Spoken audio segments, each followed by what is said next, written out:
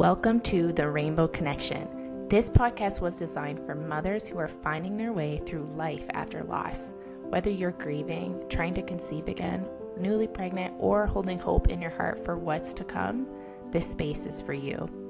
Each week you'll hear real and tender stories of love, heartbreak, healing, and the babies who continue to shape us.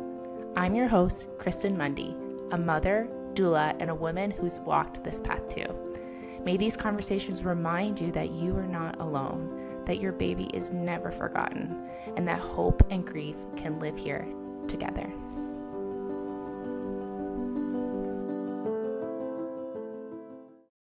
Before we dive into today's episode, I want to take a moment to tell you a little bit about Reclaim, my trauma-informed online birth course that was created for mothers who are pregnant after loss.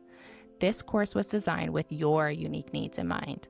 The fears, the triggers, the desire to feel safe, seen, and supported as you prepare to birth again. Reclaim is inclusive and honors all the ways of bringing your baby into the world. Whether you're planning a cesarean, a home birth, a hospital birth, or something in between, you deserve to feel safe in your body and to fully understand all your options every step of the way. If you're navigating pregnancy after loss and want a birth course that truly understands, you can learn more at thedoulalife.ca/reclaim. And as a special offer to my podcast listeners, use code RECLAIM to get $100 off.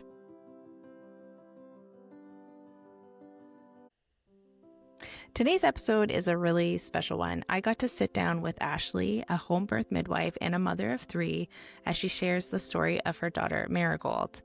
What makes this conversation especially unique is that Ashley, like me, also works in the birth world, so that naturally adds an extra layer of complexity to losing your baby and navigating pregnancy after loss. Ashley shares with us the moment she received Goldie's diagnosis, how showing up as her mother looked like for her, and how she was able to give Goldie the gift of being born peacefully at home. She also brings us through what it was like to try again just a few months later and the emotional and deeply personal experience of birthing her rainbow baby, Wesley.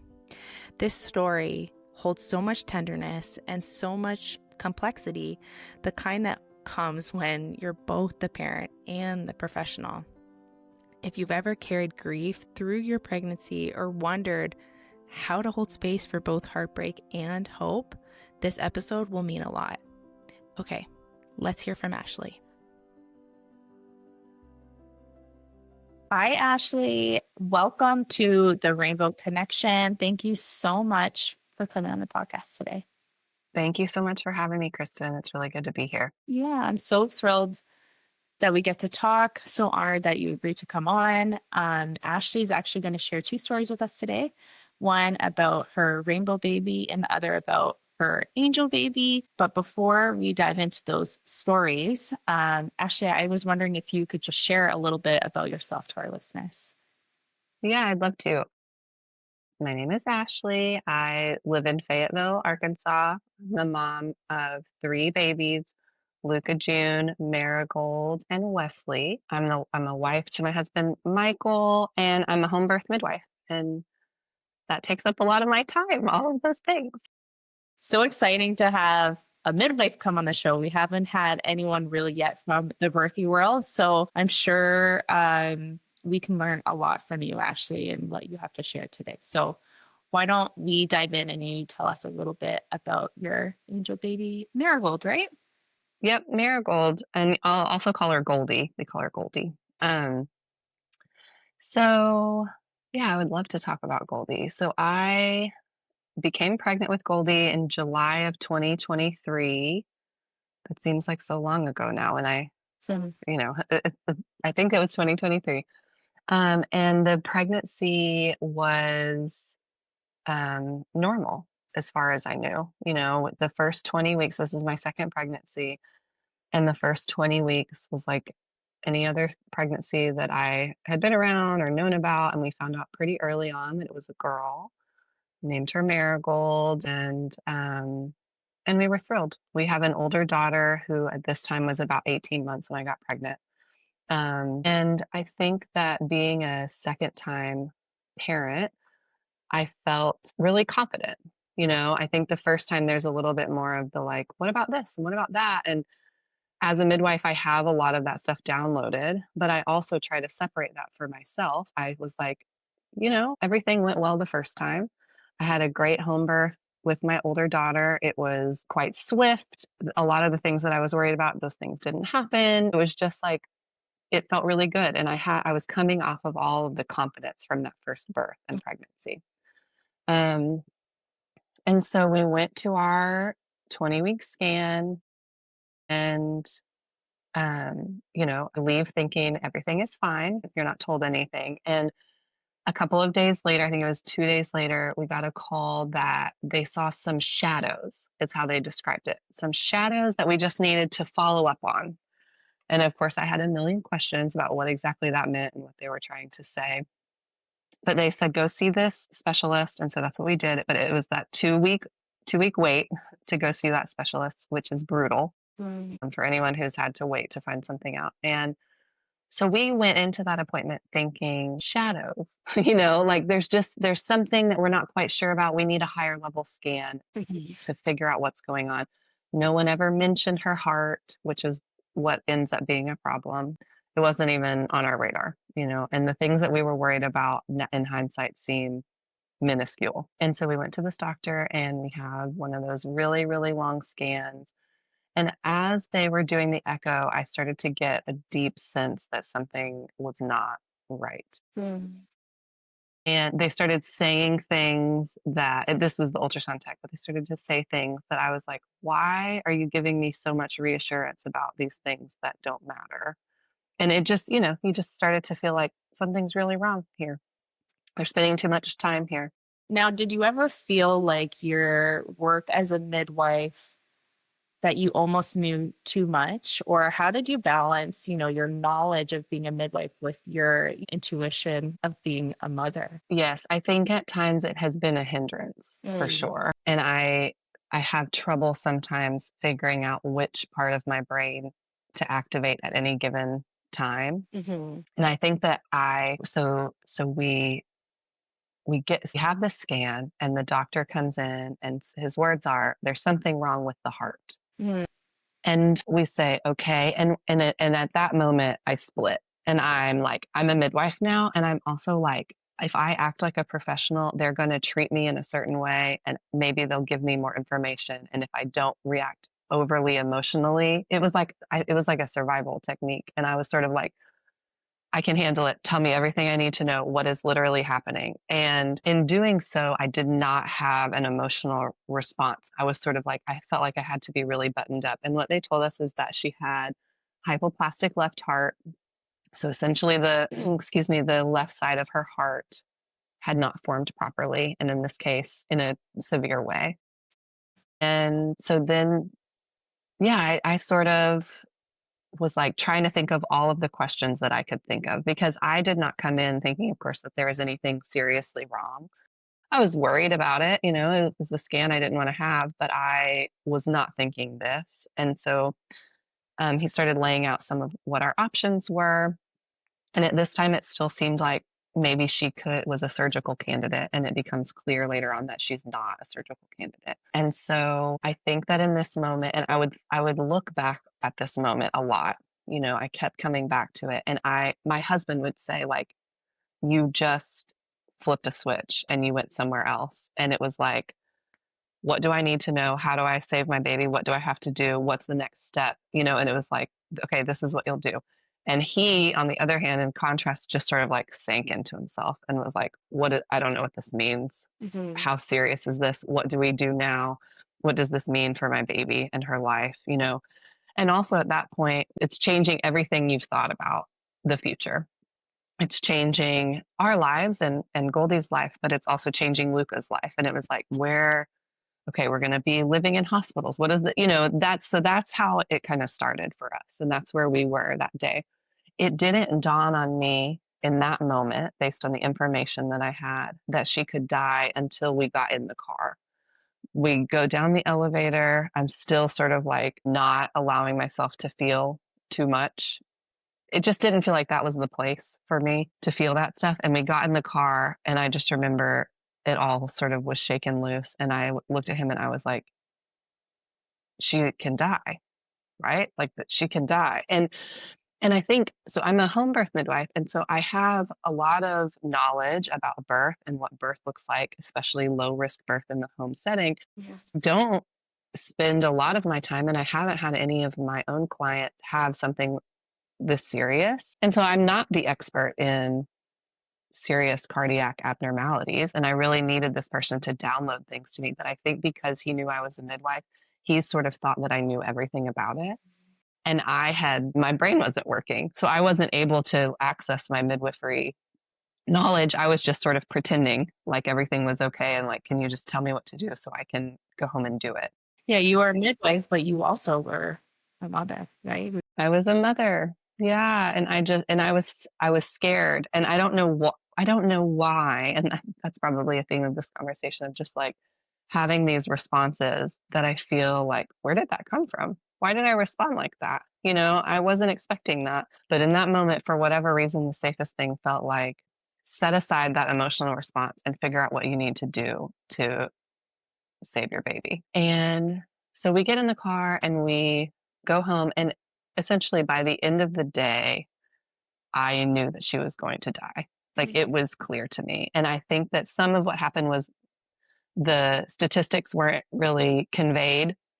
So you go home and you start doing some Googling, and it was like, I didn't understand what the survival rate was. I didn't, and so we started having more and more conversations. And this is not everyone's experience with this particular anomaly, but I started to feel like in my bones that she was not going to be with us. I didn't know why, but that started to feel really true. And so over the next few days, we're sort of figuring out a plan, calling hospitals, where do we need to go, what scans do we need to have, all that kind of stuff. And then this sort of continues on for a time. We continue to go see this MFM and have more and more scans. And over the course of those scans, it becomes clear that yes, she is not going to be a candidate for surgery. And that if she was going any kind of surgery that she would have, the expectation was that she would die without us, and that did not feel like something I was willing to do. We got the initial news and then we continued care with this doctor and we had multiple scans. And in the course of those scans, it became clear that surgery was not an option for Goldie. There was too much else going on and that wouldn't be safe for her. And so the next thing that we were faced with was figuring out what to do after she was born. We didn't know how much time we would have with her, and no one could tell us these things. So the options are sort of that we would have a stillbirth, and that she would be stillborn, or that she could live days or even weeks. And so you're sort of preparing for a really wide range. And of course, we're hoping and praying for weeks and what would we do at that time and how could we spend it and how do we keep her comfortable and safe. And so I dove into all of that stuff. What do we need to do? And it was a lot of like calling insurance companies. We set up hospice, figuring out the birth plan. And it became really, really important for me. So I was planning a home birth, and it became really, really important for me to figure out how I could still have her at home as long as that was going to be safe for us. And I just wanted her to be born and die at home. And at this point, it was clear the hope had been removed that she was going to live. It wasn't a matter of if she would die, it was a matter of when. And that was the part that we didn't know. So, other things that became important in this time was a lot of bereavement stuff. I'm big pregnant. People are seeing me on the street saying, "Oh my God, when is she? We're so excited for you." And sometimes I would say, "She's gonna die," if I had it in me. And sometimes I would just pretend like everything was fine and just keep going, and I just couldn't muster it. It just depended on the moment. But that's what I spent my time doing: funeral planning, all of those kinds of things.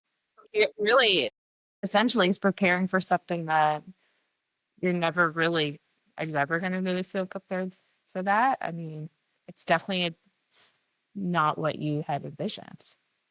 No, it's not what I had envisioned. And it often made me incredibly sad, but it also made me furious, to be like, I'm looking online for a burial gown for my infant who is alive right now in my body, kicking and moving and okay. You know, it just didn't make any sense to Those me. decisions that no mother should ever have to make.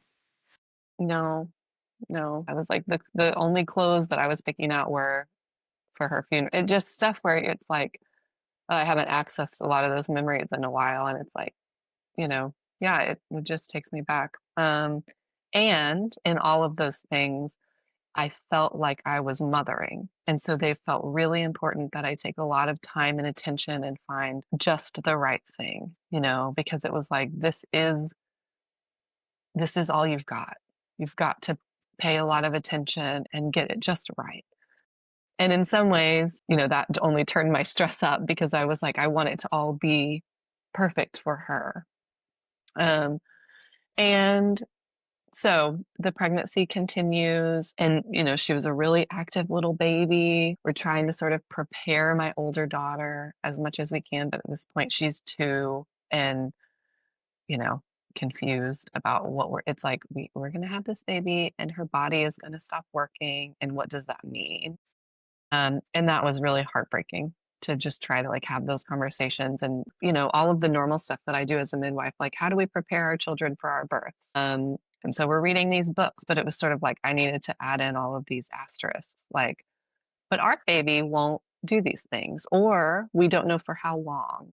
She doesn't get to stay with us. And so we have that we care continues on, and we have my midwifery friends threw me this beautiful blessing way, and we had this sort of like ritual ceremony where they're just like showered us with love and gave us things. My friend made a beautiful marigold blanket by hand, and just like really lovely things, and it felt like they were honoring. Obviously I didn't have a baby shower this time. I found out early enough that we canceled that, but there was still like ritual and ceremony involved. And there was a part of me that got to say like, I understand what is happening, but it is still her birthday, and I want to think about her birth. It's her birthday, and I want there to be celebration in that. And And your birthday too. my birthday too. And birth to me is just so sacred and special. And I had been thinking about, and looking forward to this birth. And honestly, in some ways there was dread, and in other ways I still felt excited. I wanted to see her, I wanted to hold her, I wanted to know how the birth would unfold. And so here I am telling this birth story, and I've spent all this time talking about the prenatal process, but that's a lot of the experience of being pregnant with Goldie is, I carried her for, it ends up being several months, knowing that she was going to die. And some days it was easier to get out of bed than other days, and some days I was able to focus on the birth and holding her and all of my hopes around that, and other days I was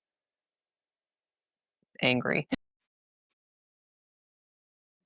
So we have this beautiful blessing way, and I started to feel like, they're in this with me, and I feel like I'm ready to step into this place. And at this point, I was well into my 3rd trimester, and we had started to see on scans that things were worsening and that she would probably need to be born before her due date. And as a midwife, I have a lot of tools, so I listened to her all the time. And she was breech, and there were all these sort of things that were coming up that were making me feel worried about the birth. She was breech, she wasn't in a great one of the, she wasn't frank breech, she wasn't in a position that might have made things easier, but she was also small, and Was she footling breech? she was footling breech, yeah. And then she would flip sometimes, and she would be kneeling. Okay. Deanna was too, and then so Really? Both of them are footling? hmm Yeah. and then I'm pretty sure that Senna got into Frank, but she was footling most of the pregnancy. Yeah. So, you get to where you're like, that's a head right here. I can distinctly feel it right in my ribs. Yeah. And it's a distinct feeling. Um, yeah. And so there were some things we had set everything up. I had fought really hard and felt really strongly about having her at home if that was safe. And I knew that that was what would feel right for me. And so we had worked with hospice and we had this whole plan in place and, had a whole team of people and cardiologists and everything that was sort of in place for this and that we felt safe. And so we have this blessing way. And then the next morning I woke up and I listened to her heart with my fetoscope and it was going so very fast. I knew that she was in distress. Hmm. And I only talk about the blessing way. It was like there was sort of something that opened. It was like you've had this thing and now it's time. And so like my husband had driven our older daughter to her parents' day out and I listened and I heard it and I was like, it's today. Today's the day. And so we went to see our doctor and he said, yeah, you have a decision to make. You can go across the street and have a C-section right now. You can go home and see what you can do there. We can induce you at the hospital. And I said, I want to go home and try. And he said, I think that you should. And so we did. And so I went home and got to work inducing labor. I did all the things that you do at home to do those things. And so there was a lot of pumping and castor oil and membrane sweep. And I was still at this point, she was still breech. So I was, on my tilt board, like any last ditch effort to see what could happen. Were you prepared to deliver vaginally breech? Did you feel I was. Yeah, I did. And I had someone who was with me, a trusted friend and a midwife who I love and who had been with me and supported me this whole time. And I knew that it was a possibility. And also as a midwife, like I know the risks of that. I know what that looks like. And I also felt like we could do it and that it was going to be okay. Did any part of you consider maybe getting an ECV and turning the baby? We tried. Yeah, we tried. And she just wouldn't budge. But at this point, I was also quite early. I was still, I was 33 weeks. And so she was not incredibly large. My first baby was almost 10 pounds. So I was like, that would have been a different experience. I wouldn't have felt confident there, but this felt a little bit different. And I knew also, I have the knowledge of, I know that my pelvis can have a 10-pound baby almost. And so I was like, I don't think that at this point she's going to be larger than that baby in any of her diameters. And I was wrong. I was wrong about that. So yes, I take things and I remember sort of feeling like I was ready. I had been really physically uncomfortable. The pregnancy had been really challenging for a variety of physical reasons and then obviously emotional, but physically it had been really hard and I had too much fluid and I was in pain. And that's part of why she was breech. But I also felt really hesitant to tip, to have to be the one to tip things over and say, now's the time. But I knew that if I didn't, that we would probably not have time with her. So labor begins around 7 that night, and I felt kind of all of the things that I think a lot of us feel when labor begins, or you feel like, is this it? Okay, these are getting really consistent now. This feels really good. All of the unknowns of, I wonder how long it will last. But for me, I'm also fast forwarding to the end. I was able to see through the birth, through my pregnancy, and then after she's born, it's like everything went black. And I couldn't see anything after that. I didn't know what was going to happen. I didn't know how I would feel, and I didn't know how much time we would have with her. So I was sort of still just focused on those hours of labor. And I think for me, it felt like a physical thing that I could do for her. I could do one contraction after the other, and be with her and hear her heartbeat and talk to her. And so this continues. I labored hard and consistently throughout the night, did all of the things that I was hoping to do, got to take a bath. It was dark, it was peaceful, everyone else was asleep. But because of her position, I was having contractions like every 2 minutes, but it wasn't getting me where I needed to go because there wasn't a head pressing on the cervix. And so the next morning we woke up and my daughter woke up and I could tell that she was not enjoying me being in labor. It was sort of like, what is going on? Why are you on the ground making these sounds? And at this point she's 2. And so she's sort of prepared, but also she was like, I want my mom to just pick me up and take me to the park, you know? And so my mom came over and they left for a little while, and my husband and I laid down and took a nap. And when we laid down, everything stopped. Mm. And I was like, oh, you know, and of course, again, there's a lot of this like, my brain always says, you know that this can happen. You've seen this happen. But when it's happening to you, it still feels, and obviously the circumstances are really different. But my midwifery brain, it was like my mothering brain and my midwifery brain are sort of always dueling. And I was assessing myself in ways that may or may not have been helpful. I might have told someone else, like, you've got to get out of your own head in order to move forward, you know, but Or it was hard to do. take the break, because sometimes it's like, maybe Right. you should take the break. But it's like when you're battling up against different circumstances and you're wanting that time with your daughter, like that time with your daughter means so different than a traditional birth, right? That Yeah. changes everything. Yeah. Yeah. It felt like we needed things to move forward. My midwife came over at this point and I said, I don't know. I don't know where I am. I don't know what's going on. I was able to check myself and just enough to feel toes. I could just feel little toes wiggling. And I was like, I don't know how this works. Like, how is, you know, this, if this is me checking someone else and feeling that, we're going to a hospital and doing something different. And so it's just like everything that I knew was different. And I also had medical professionals and midwives and everyone around me saying, like, you should not go and have this C-section right now if you are able to do something else. Even at the hospital, if I had gone to the hospital, they were trying to prepare to deliver her vaginally, just based on how big we thought she was and a variety of circumstances in terms of healing. They didn't, I think, want me to, you know, major abdominal surgery and also no baby, which I know happens to people all the time. Mhm. But it was like, for me, that I really, really wanted and hoped and prayed that I was going to get to have that physical experience. Like I needed to feel the contractions. I needed to feel all of it because I think it was a way, an outlet for me to feel a lot of the things that maybe I hadn't felt throughout this pregnancy. Because while I was experiencing this every day, you can't just be having an emotional response all the time. You know, I'm a mother and a midwife and I had to do other things. And sometimes you have to say I'm feeling something and I have to put it back here right Mhm. now and carry on for a little bit. And so this labor allowed me to like access some of those things that I had set aside and move it to the front and kind of work through it.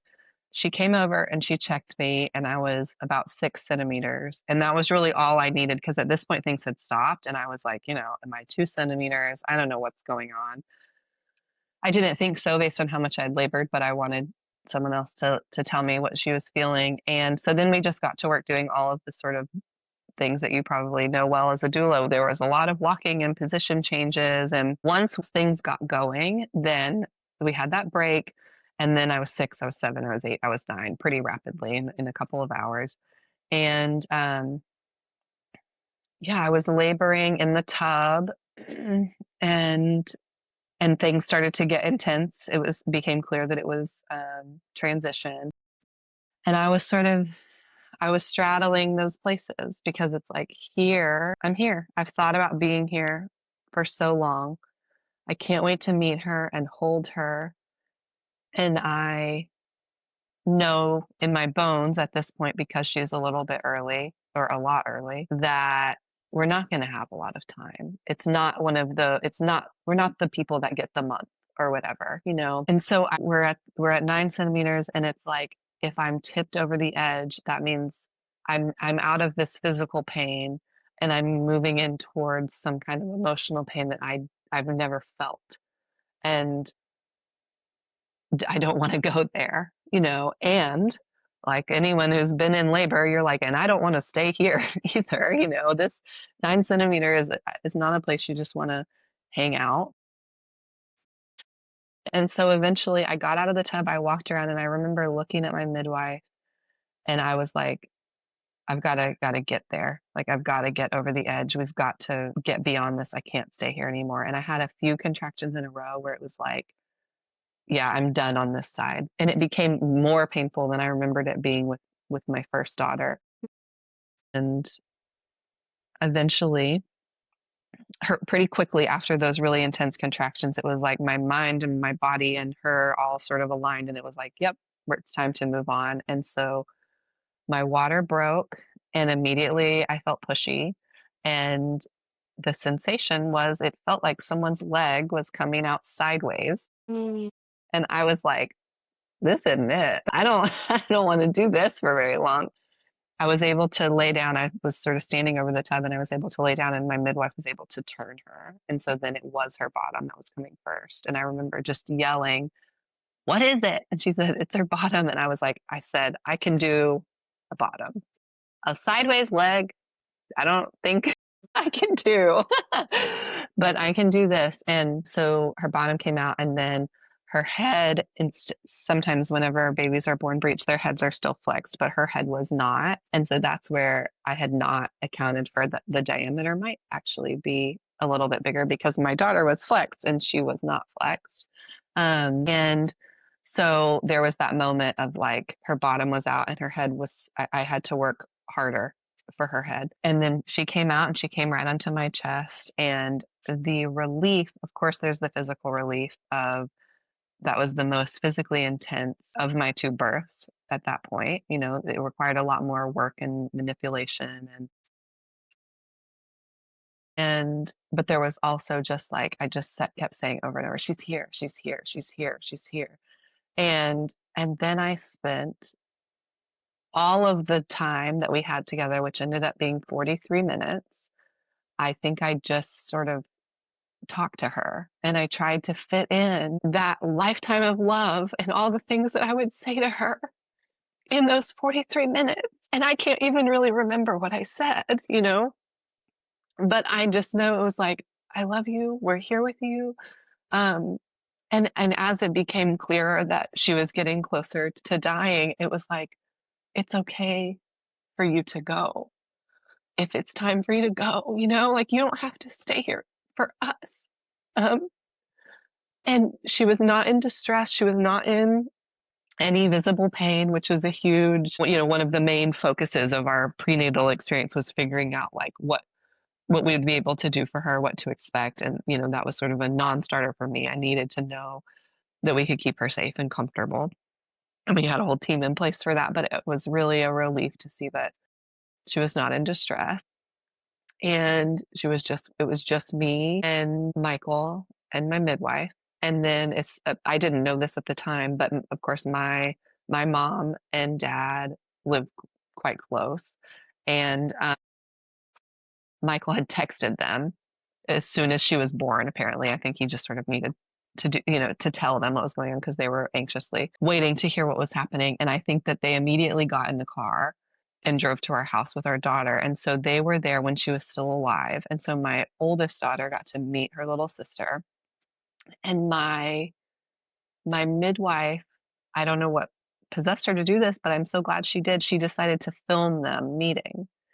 And so I have the whole experience of them meeting. And so her sister comes in and she's like, she starts talking in a baby voice. She's like, "Hi, baby. Oh my goodness." You know, just all of this stuff. And we're just like, just basking in what feels like a really normal experience of watching your oldest meet your new baby. And she's talking along and she's doing kind of this thing, meeting her little sister. And then she shifts and she looks at the camera. First, she says, "You don't want to go to sleep. Wake up. Wake up, Goldie. Wake up. You don't want to go to sleep." And then she looks at the camera at the midwife and says, "We need to listen to her heart." And she's 2. I mean, she picks up a lot of things, but there was a visible shift, and I think I would have felt like, was I misremembering this, you know? But I have it on my phone. I can still watch it. And she looks at her and she goes, "We need to listen to her heart." And the midwife comes over and listens to her heart, and that's when she died, in that exact moment. And, you know, I think that I hear a lot of this from other parents, but like you're looking for so many signs and just connections. And she was born, I mean, she died at the same time that I was born. And she had this experience with Luca. And there was all of these things that in that moment, I was like, I'm just so grateful that I got to witness these sisters being together. And it was like Luca could see something that I couldn't see.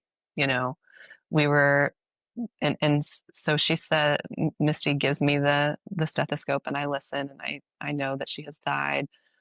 And then it is still like we have this 2-year-old there and she still wants to just be with her sister. And so it's all of the strangeness of being there with your baby who has just died. It wasn't like I had an emotional outsized reaction because my daughter was having her experience and she wanted to be with her sister. And also, it felt like the most normal thing in the world. We just continued to be there with our little girl and we held her, normal in that the circumstances were really obviously not normal, but normal in that I'm in my bed holding my baby. And like I just wanted to stay in that moment as long as I could.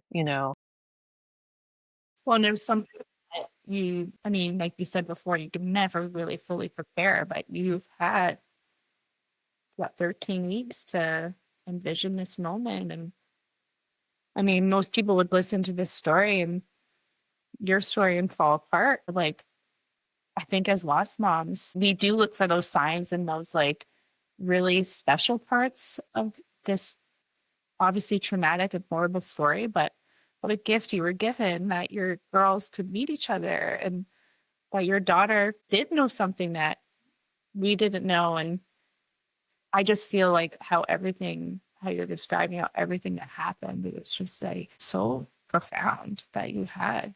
However sad that moment was, it is so special. Yeah.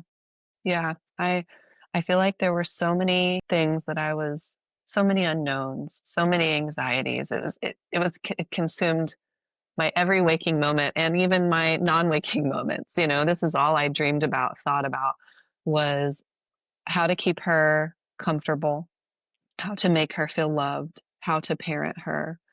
And every action went towards that. And then to see how there were also a lot of ways that things could have not gone the way that we hoped in terms of the birth and of course we held all of it really loosely. If we needed to do something else, we would have done something else. If we needed to be somewhere else, we would have been somewhere else. But I can also see on a good day how a lot of things aligned for us and how this was her story. Like I want to make it I'm mad that this is her story. It doesn't feel right or fair. And I can see that there was a lot of beauty there if I'm willing to look at it. And now I am willing to look at it because that's my daughter's life. I want to see beauty in it.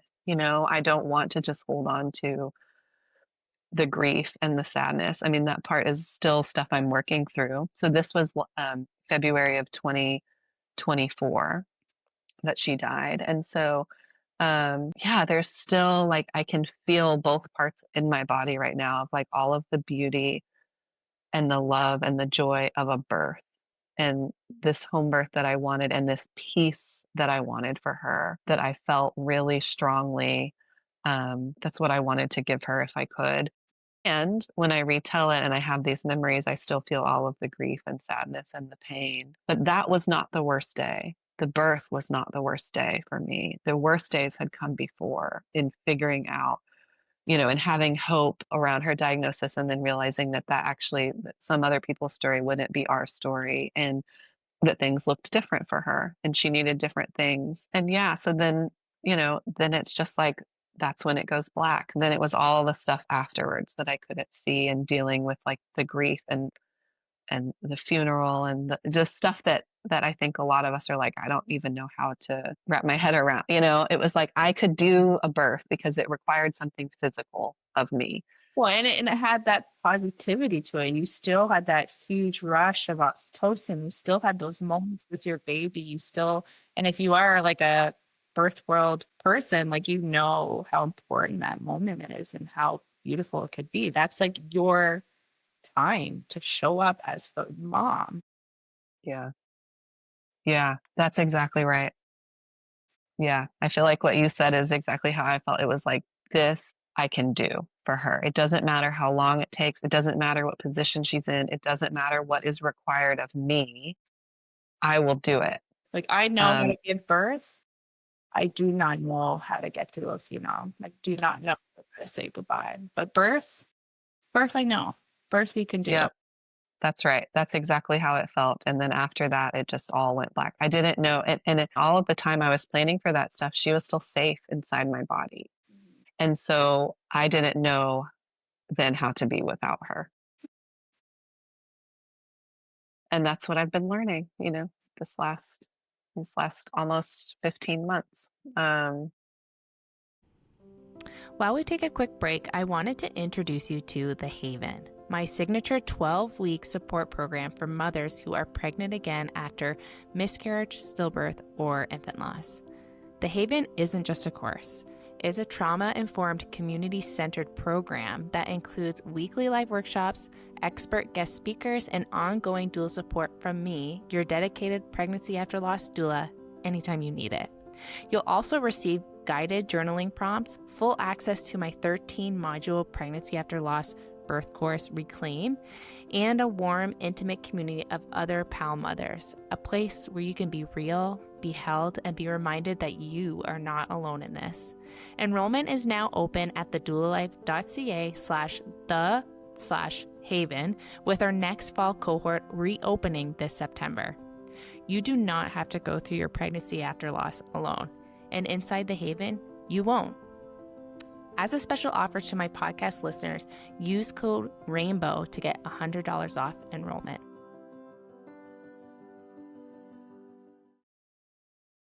Wow, Ashley, you are a phenomenal mother. I'm so moved by hearing your story about Marigold. I would be curious to know, and I know that, a lot of the time, lost moms, they kind of fit into two categories after they lose their baby. Sometimes they feel this like deep urge and ache in their bones to, try to get pregnant again. And sometimes we feel like I can't even think of getting pregnant again and I need to focus on some time for healing. I'm wondering where you kind of felt in that world post saying goodbye to Marigold and considering if you were going to try to add to your family again. I was definitely felt ready to be pregnant again. Physically, there was some healing that needed to happen, obviously, as there always is.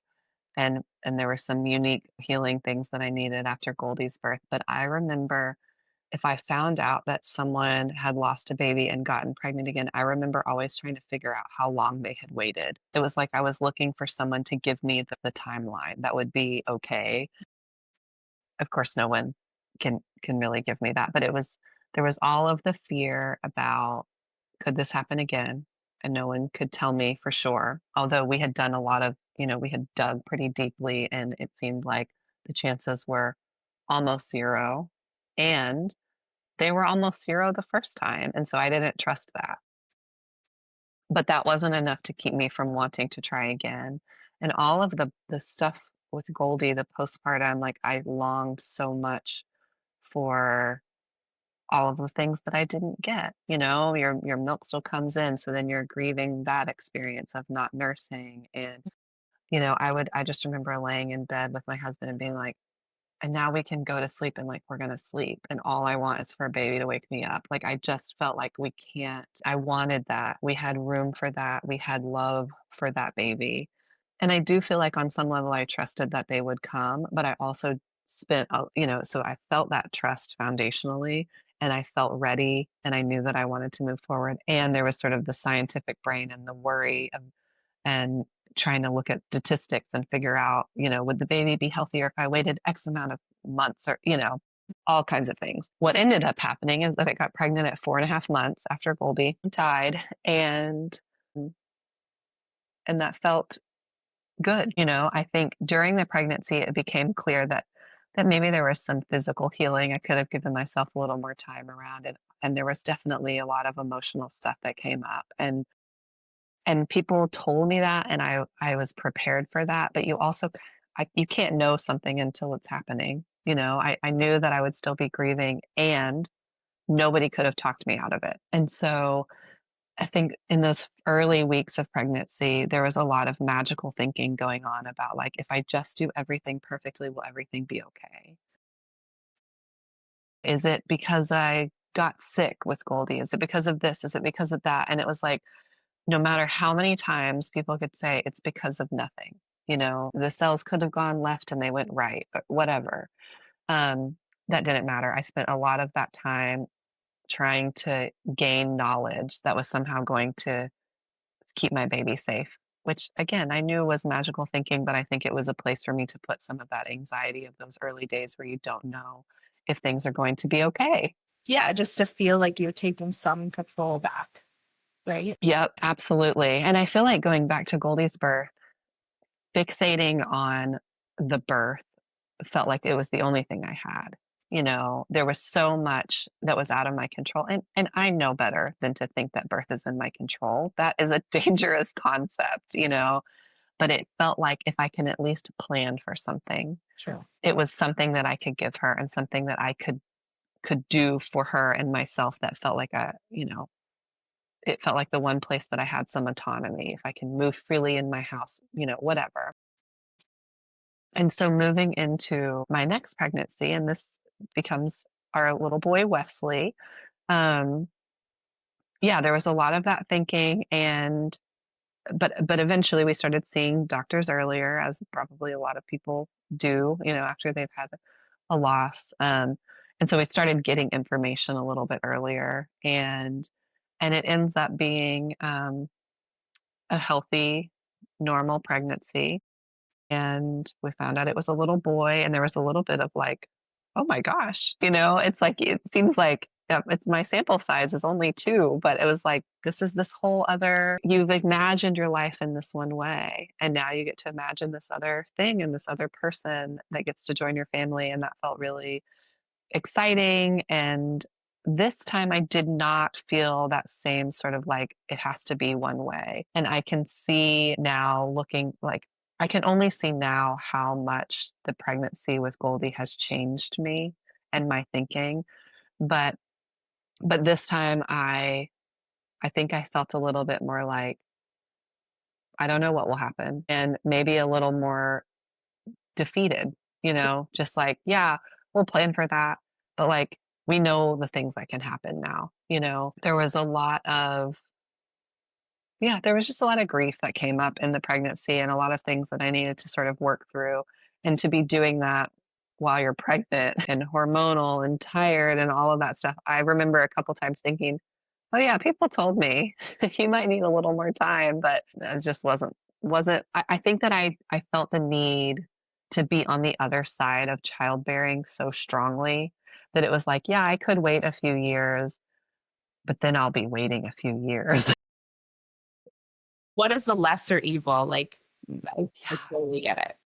Yeah, it was like I wanted that baby in my arms, but also I wanted the tests to be behind us. I wanted this to be behind us, and so that I could focus on just the babies. Yeah, moving like ahead, right? Yeah, because waiting is hard too. Waiting is very hard. And it's very hard when you've lost your baby and that ache is still there and your body is kind of confused, I feel, because they're like, I just grew this baby and that baby's not here. Like, I think our physical bodies too is not just us emotionally wanting to have that baby in our arms, but our body is also like, I need to have this. So I totally can relate. Yeah, yeah. So yeah, his pregnancy really was smooth, and I think back-to-back pregnancies, again, maybe something people can relate to and maybe not, but I was a little older. My body had just done this. This is so I had essentially, by the time I have him in 2025, I had been pregnant every year since 2021. And And probably breastfeeding too, right? In and between. breastfeeding, yeah. Yeah, I was breastfeeding when I was pregnant with Goldie. It was, it just, yeah, my body started to feel a little tired. And so I had my first daughter at 38 and 4. And again, as a midwife, I know better than to think that one or two births is not enough to create a pattern.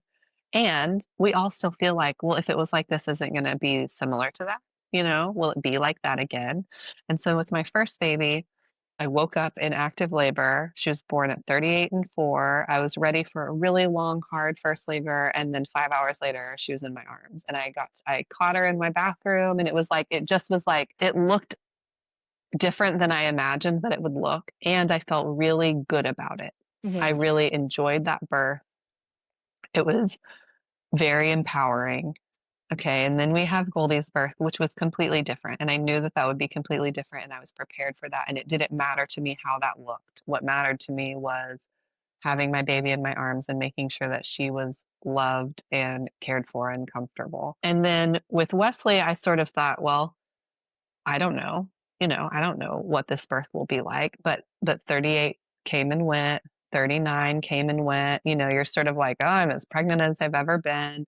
I was having a lot of prodromal labor, so I would have contractions. I mean, at one point, like they were every 2 or 3 minutes for an hour. And then I was on a walk, and then when I got home, everything stopped, and it's like, oh, I feel so much for my clients who are having this experience because it's just like you're like, okay, I mean, this is right. This is happening. It's not. It's not It, happening. it's not just like physically exhausted, but mentally exhausted too, right?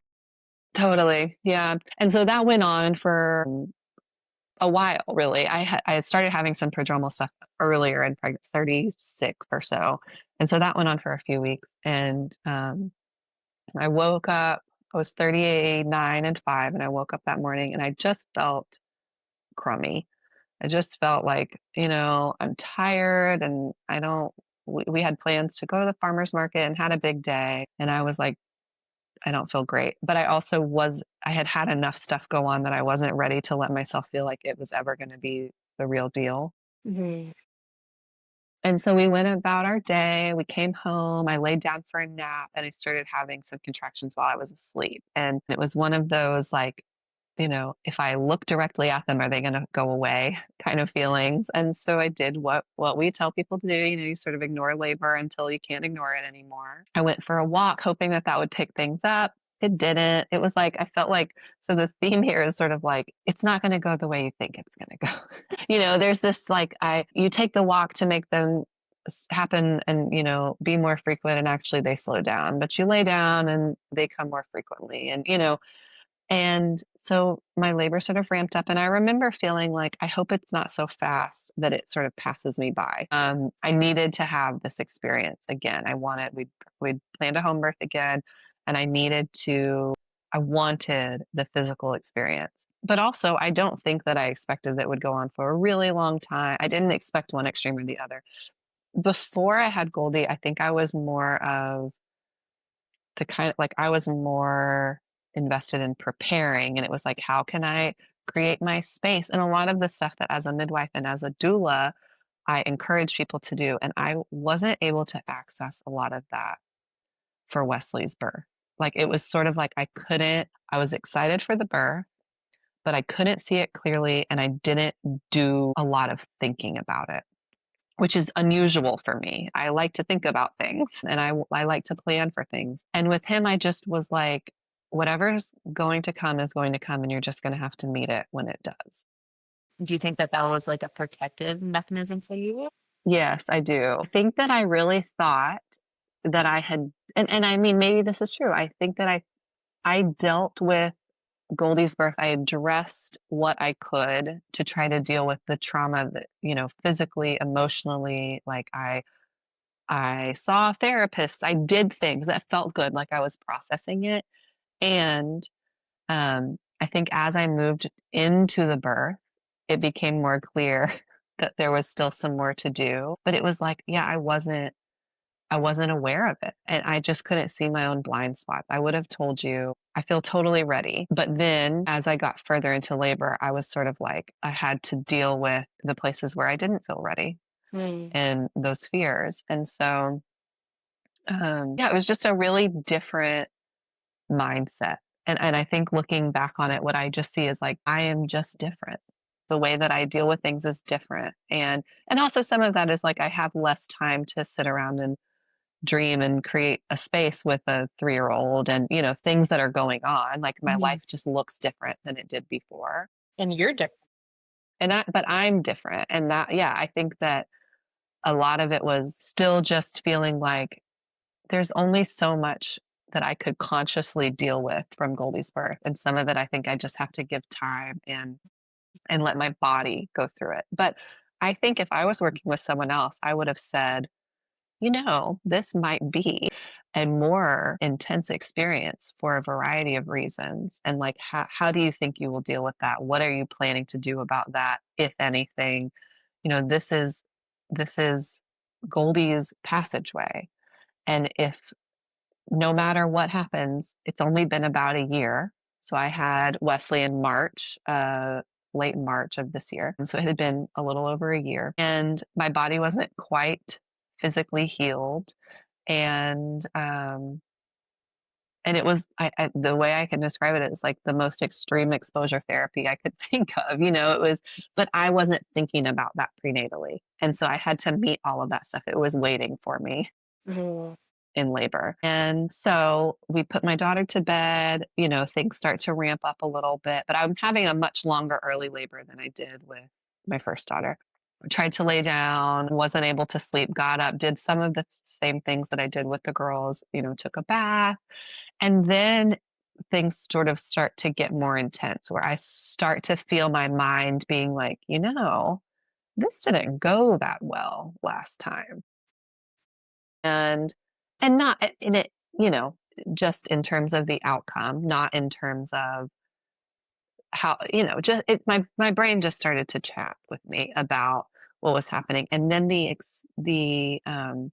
my husband was helping me do countermeasures. We were moving around our house. The labor pattern was really irregular, so I was still doing some of that like midwife brain thing where I was like trying to assess where I was and my physical experience with how long the contractions were and how closely together they were, but it wasn't adding up in a pattern that is discernible. It wasn't like 411, time to call the midwife. And so finally, my husband was like, I'm just making the call. I'm calling our midwife. I don't care where you are. I think it would be helpful for you to have someone else so you stop assessing because I was midwifing myself and trying to be like, but I don't want her to come too early. So we called, my mom came over, my midwife came over, and she checked me and I was like 7 or 8 centimeters.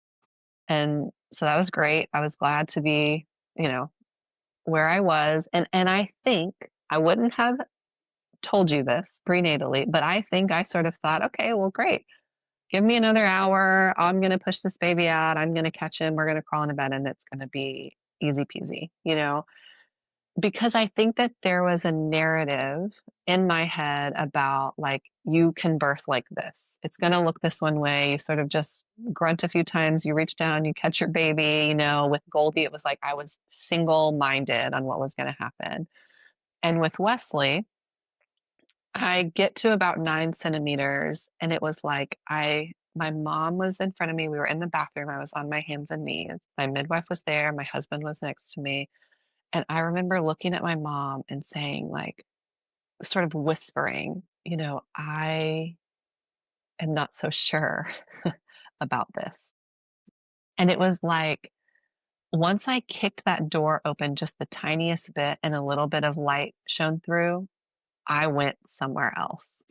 And then it was just the door was open and it became so much more physically intense that I wasn't prepared. Like I felt really surprised by it. And I hung out in that 9 centimeter place longer than I did with either of my first two babies. And I just was in it and I did not like it. And it was, again, I think that some of it was the narrative of like, I think that I wouldn't have been able to consciously say this, but I think that I wanted to birth a certain way. Mhm. And what this required of me was actually to completely fall apart and let go and surrender and have the emotional experience that I don't think I allowed myself to have really with either of the first two births, where I was sort of like, keep it together and push your baby out. And this time I was like, I can't keep it together. I'm going to cry. I'm going to yell. I'm going to beg, like I was like, and I think there was some part of me that's like, can it really be okay? Is this actually going to be okay? Or is there something that's going to happen? And if I stay on this side, will I just be safer? And my body was like, um, having a really intense physical experience, much more intense than either one of them. And I don't think I thought that it could be more painful than Goldie because she was breech and her head and all of this stuff. It just didn't even, I, I think I couldn't allow myself to think that because what was that going to do for me? It's going to be harder. It was like, well, I didn't want to go into it that way. And so my response was to not think too much about it. And then there I was, 9 centimeters, sort of like just overcome and and yeah, just like really, really, really ready for my baby to be in my arms and really surprised by um, all of the intense physical and emotional experience that I was having. And I think there was also, well, no, at the moment, actually, I wasn't thinking about anything else other than that. But I think there was enough doubt that was creeping in of like, I could have had Luca 2 times over by now. What's taking so long? And I know that there are emotional things that hold us back. I watch that happen all the time. But when it's you that's 9 centimeters and you're, really, really in it, it's harder to see that clearly. Sure. And I was just still, like we've talked about, I was still doing a little bit of like, I'm in labor, I'm really, I'm in transition, but I was also sort of like trying to assess myself, like what is going on? What's the hang up? Why are, and it's like, that's what's going on. That's the hang up is that you're doing that. And you've got to just let it go and let yourself fall apart. So eventually it's not that it actually takes that long. It was a textbook birth, it was like I was 7, I was 8, I was 9. I hung out 9 for a little bit. It felt like, 40 days in the wilderness and it was actually like an hour or something. And then I crawled up on the bed and I finally threw up, which if you have been 9 centimeters and I remember I exclaimed, "Oh, thank God." And it was like, I knew my water was going to break. I was going to be pushing. He was going to be born. And Mhm. that's what happened. My water broke. My mom went and woke up my daughter because she was adamant. And if you've ever woken up a 3-year-old, you know that like that is tricky business. I mean, it could have really gone either way. This is 4 in the morning, but she was like, we talked about it so much. And she said, very clearly, if I'm asleep, wake me up. Wow. And I said, okay. So my mom went and got her. And I was on my hands and knees and they were behind the bed where my midwife was. And I could just hear my daughter giggling. And she was like, oh my gosh, this is so cool. And he was born and came right onto my chest and he let out the most amazing, beautiful cry. And that is the one thing that I had let myself think about. That was like the thing I had envisioned. He's going to come out squawking and like you are going to hear him and know that he's okay. And he came right to my chest. And it was like Michael and I hugged and cried and all of the things that we hoped for, that we had waited for. And all of that pain and emotional and physical pain was obviously long gone at that moment, like it always is for most people, I think whenever you have a baby, it's like the relief once they're out. And we got to have all of that beautiful time as a family. We've got all these pictures of like us in our bed. It's dark. My oldest daughter is, fawning over her brother. I'm nursing him and just like doing all of the things that you should be able to do. And then I it was I think the next day or maybe the day after that I started being like, "What happened?" That was not what I think at the time I might have even said like that was not really what I was hoping that would look like. I think that I had expectations that I didn't know I had. I think I thought that healing looked a certain way. Mm, I think I thought that healing looked peaceful. mm, And I would never in a million years tell anyone else that births should be quiet or, you know, or even look peaceful in a certain kind of way. But I think I had just built it up in my head. I'm like, you're having your third baby, and isn't he just going to come out and it will look a certain way, and you're just going to catch him, and it's all going to feel exactly like you want it to, which, like, ding, ding, ding. It's like redemptive, picture perfect, healing, peaceful birth. Peaceful birth where it was just like I was sort of like, "Oh, there's his head," you know, and it's like, "Ashley, you know better than to think that." But I think that I was surprised and maybe even embarrassed by how much of an emotional reaction I felt like I had. Because again, the narrative that I had given myself was, I think that it meant something to me that I had was able to have my first 2 babies in a certain way, which actually now I look back and I'm like, "That sounds like BS to me." It sounds like you were controlled. You were still trying to hold on to control. And this birth, you let go of control. And actually, that is a step forward for me. It sounds like you were cracked open a little bit. And sometimes maybe your road to healing was like falling apart. Yeah, absolutely. It it is untrue, I think, that healing looks any certain way, and it certainly doesn't need to look quiet and peaceful. And in this case, it felt painful and a little violent. And it felt like, I think that now it feels obvious to me that a rebirth for me, that, and I feel like that's what was happening for me, like that wasn't going to be anything other than expansive and powerful and intense. And so I maybe thought that it would look one way and maybe even hoped that it would, although I wouldn't have been able to put my finger on that exactly.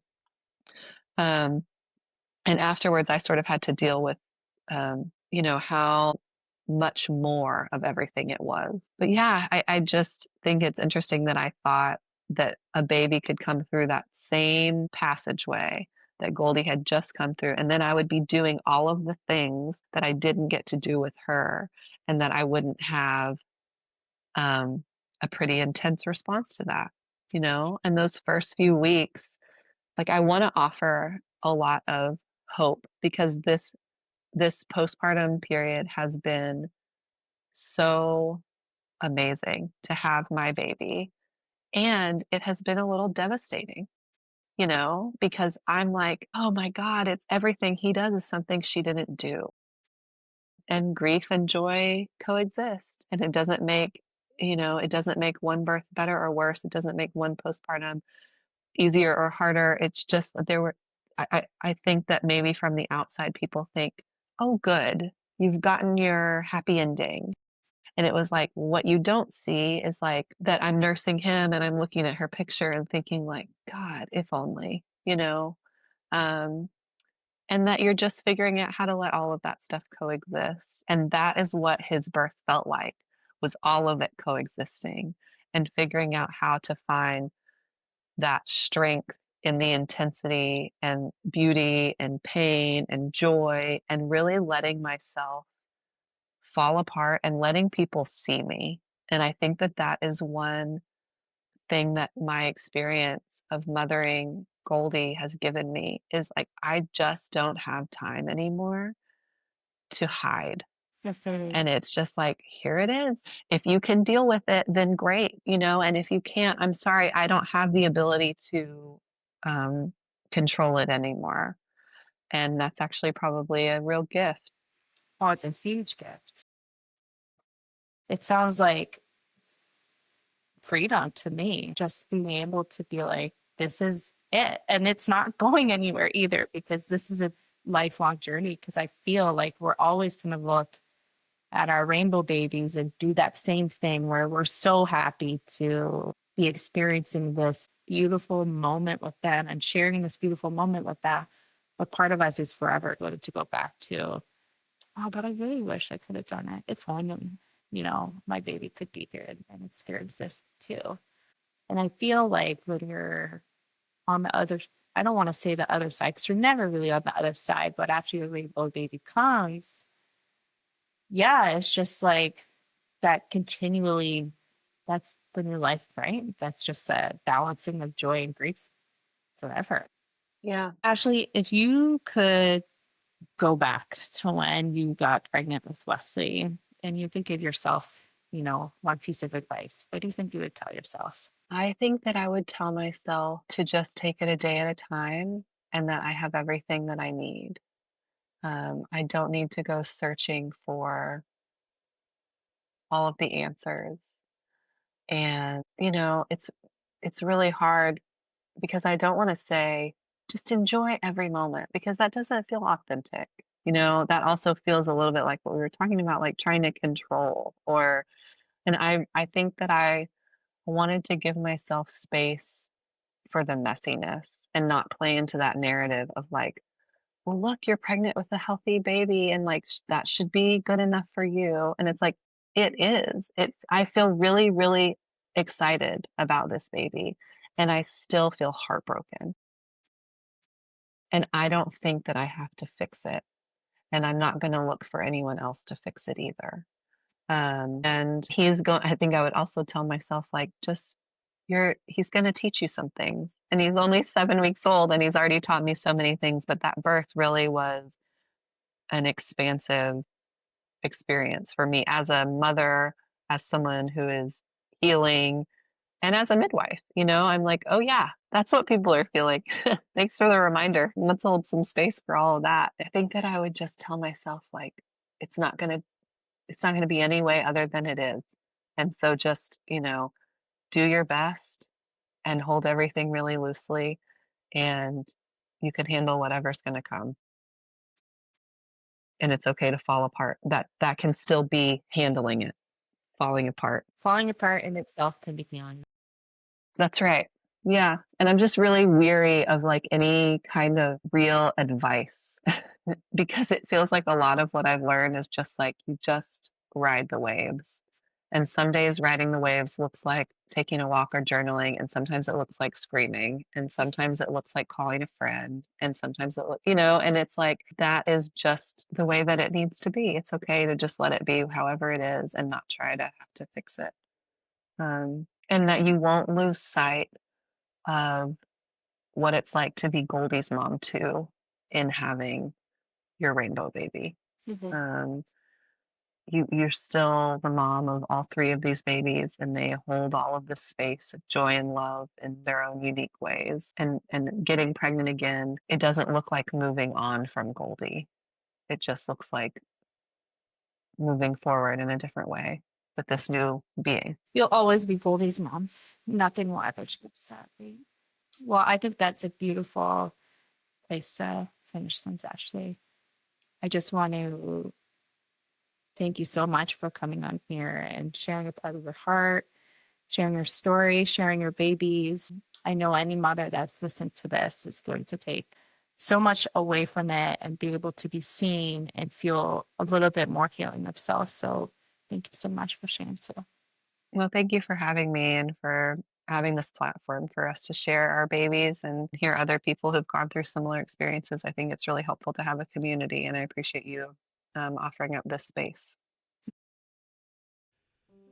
Thank you so much to Ashley for sharing her heart, her story, and her beautiful daughter with us today. This really was such a vulnerable episode, and it was filled with so much wisdom, and I know so many women are going to feel seen simply by listening. I especially admired how Ashley showed up and the way she mothered Goldie so fiercely. I think it is such a beautiful reminder that even when our babies are no longer earthside, we're still their mothers, and there are so many meaningful, tangible ways that we can continue to show up for them.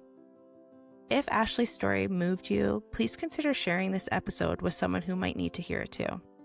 Until next time, take care of your heart. Your baby is never forgotten, and neither are you.